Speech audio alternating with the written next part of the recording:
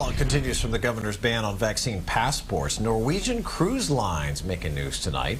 Their CEO says they may leave Florida altogether if the state doesn't allow vaccination checks, and that could mean losing jobs, and that translates some money into our economy as well. Let's bring in Fox 13's Brianna Arredondo, who's live from Port Tampa. Hi there, Brianna. So what's the state now saying about this? This could be huge if Norwegian does leave.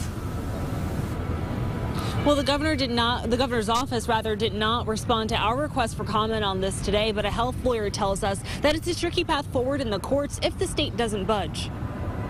All signs point to the CDC allowing cruises to start up again in the U.S. this July, but that may not include Florida for some cruise lines. Thursday, the Norwegian Cruise Lines CEO said they may leave the state if they can't require vaccination proof to sail. The thing that I believe the cruise lines want to avoid at all costs is the repeat of even a small amount of contagion on the ships. USF Health's Dr. Jay Wolfson is a public health professor and a lawyer. Speaking with us remotely, he says cruise companies can't afford to lose any more money, and they may see Florida's ban as a risk they cannot take. If a private corporation wants to have requirements, and if people don't want to meet those requirements, they don't have to use the product. Norwegian plans to require vaccines for passengers and crew.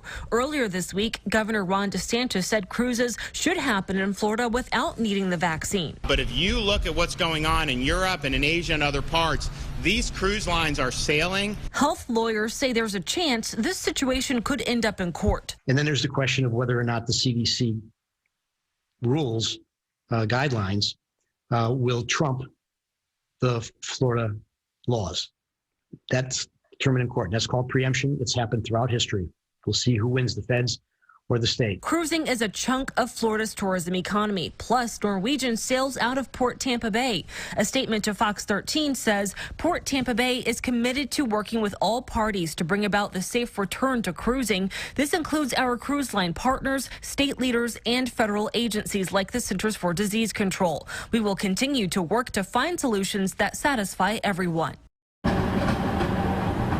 And so far, cruise lines like Royal Caribbean and Carnival have not announced any plans to require vaccines for people to sail here in the U.S., but the CDC says that cruise lines can sign up for test voyages with volunteers if they want to skip that requirement for vaccines for nearly everyone on board the ships.